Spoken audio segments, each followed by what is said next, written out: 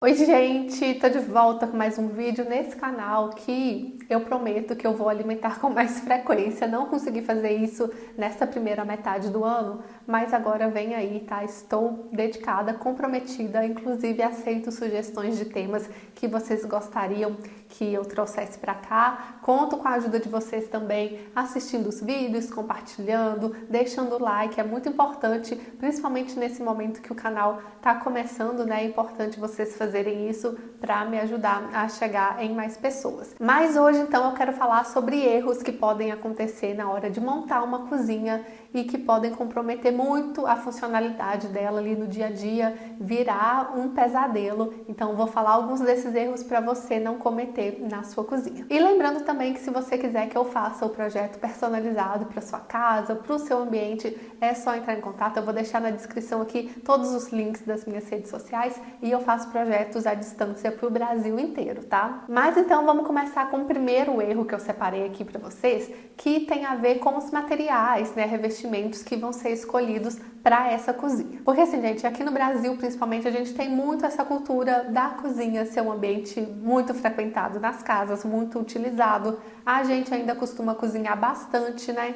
Então é um ambiente muito utilizado e que por consequência suja muito, de uma sujeira que é difícil de limpar, né? Porque geralmente tem o que? Gordura. Então na cozinha a gente tem que usar materiais que sejam resistentes, né? Ao calor, à umidade, né? Vapor e tal. A água em si, porque a gente também tem muito a cultura de limpar jogando água, né? Ainda mais na cozinha. Então a minha primeira dica é de alguns materiais que a gente deve evitar utilizar na cozinha. O primeiro deles é o mármore, porque assim, gente, apesar de mármore ser assim uma pedra belíssima, né? A gente tem padrões e cores maravilhosos. O mármore é uma pedra muito porosa. O que que isso significa? Que ele tem muitos furinhos assim e por consequência absorve muito a água, né? Qualquer coisa que cair ali e faz com que a pedra se manche com muita facilidade.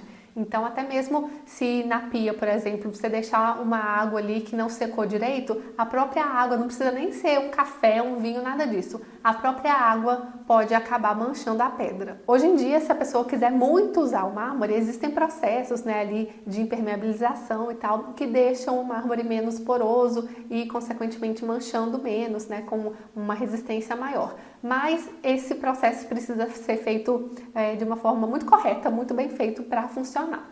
Então eu prefiro não arriscar e eu geralmente indico outras pedras para a bancada de cozinha e banheiro também. Agora um outro material que eu também não costumo usar em cozinha, só se o cliente quiser muito, né, aquele modelo específico, são revestimentos que tem algum detalhe ali em alto relevo, sabe, que não são lisinhos.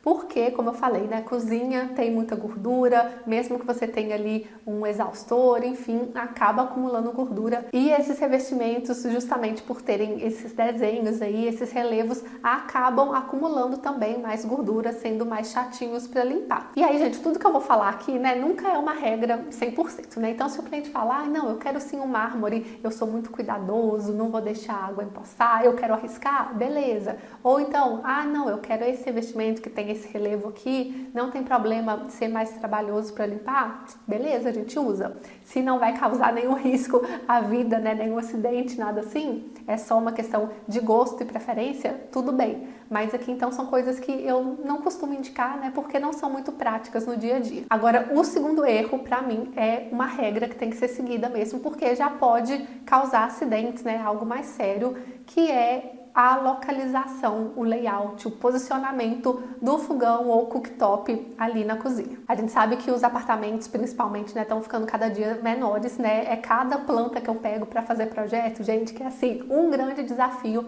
um quebra-cabeça conseguir colocar tudo que os clientes precisam. E com isso, acaba que muitas vezes a gente vê ali na tentativa de aproveitar mais o espaço, de otimizar, a gente vê o fogão sendo colocado muito no cantinho, assim, ou encostado na parede, ou encostado num outro móvel, né? E aí a gente acaba não tendo espaço nas laterais do fogão ou do cooktop e isso é extremamente perigoso. Porque na hora que a gente está cozinhando, a gente precisa de espaço livre, assim, nas laterais, para mexer a panela, para pegar uma panela e tirar, colocar, trocar de tempo, enfim, essas movimentações que a gente faz no dia a dia da cozinha.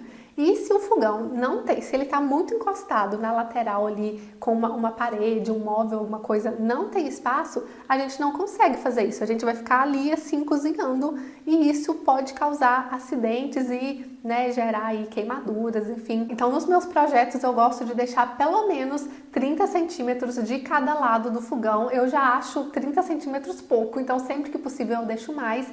Mas assim, se você não tem esses 30 centímetros, se precisa deixar menos ainda, o mínimo do mínimo é 15, 20 centímetros. Menos que isso, gente, é impraticável, porque nem o cabo da panela, né, se for aqueles cabos mais compridos, nem ele dá pra gente colocar ali no fogão direito. Então vira um caos e realmente perigoso. Seguindo nessa linha de fogão, né, coisas quentes, um outro erro que causa bastante risco é colocar o micro-ondas muito alto. Então, assim, gente, micro-ondas tem sido um grande desafio nas cozinhas que eu tenho planejado mais recentemente desses apartamentos menores, porque o que acontece? As cozinhas estão cada vez menores e as bancadas, né, o espaço livre de bancada está sendo cada vez mais utilizado, por exemplo, com panelas elétricas de tudo, de arroz, de feijão, enfim, air fryer.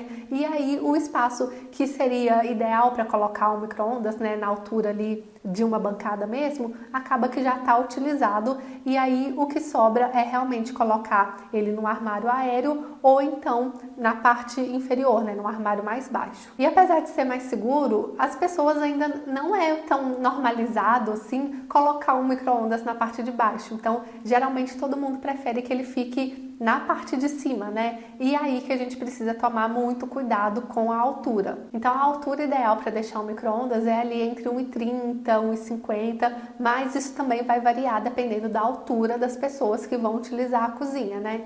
Então, se forem pessoas mais baixinhas, tem que ajustar essa altura e pessoas mais altas, a mesma coisa. Mas o importante não é que você consiga colocar, né, principalmente retirar o prato que vai estar quente de uma forma confortável, sem precisar, por exemplo, levantar muito os braços, porque imagina, se o micro-ondas está aqui mais alto, você vai retirar e aí o prato ali, né, o recipiente está muito quente, você se assusta e aquilo vira em você, causa um acidente muito feio. Então, por isso que se for para o micro-ondas, se ele precisar ficar muito mais alto, é melhor colocar ele na parte de baixo. Agora, um quarto erro que não é tão grave, mas que também ao longo do tempo pode ir causando desconfortos, né, dores e tal, é em relação aos armários aéreos, principalmente os que ficam acima ali da bancada da pia. O grande erro que pode ser cometido aqui é você querer ter mais espaço de armazenamento e fazer esse armário superior muito profundo, porque isso vai comprometer a sua ergonomia, né, o seu posicionamento ali na hora de lavar uma louça, né, de cozinhar, enfim. Porque o que acontece? Se o armário de cima é muito profundo, na hora que você vai usar a bancada,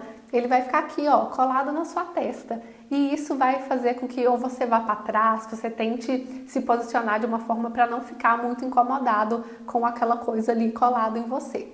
Então, a gente sempre faz armários superiores com 35, no máximo estourando 40 centímetros de profundidade. Mas agora se você fala, Tiff, eu preciso muito de mais espaço de armazenamento, eu não posso desperdiçar ali alguns centímetros a mais, meu armário superior precisa ser mais profundo, tem uma solução que eu tenho usado bastante nos meus projetos, que fica bem legal também, que é a gente fazer 2 níveis de armário. Então, o primeiro nível, que é esse que fica mais aqui, né, na nossa frente, a gente faz respeitando esses 35, 40 no máximo de profundidade, e acima dele a gente faz um outro nível, né, uma outra caixa de armário, que ela sim pode ser mais profunda, porque ela vai estar ali acima da nossa cabeça. E essa é uma solução que esteticamente ela fica bem interessante também, porque dá pra gente brincar, por exemplo, com as cores ali dos materiais que vão ser utilizados, então fica bem legal. E agora um último erro que também está relacionado a armário e essa questão de ergonomia é fazer os armários inferiores totalmente alinhadinhos até o chão,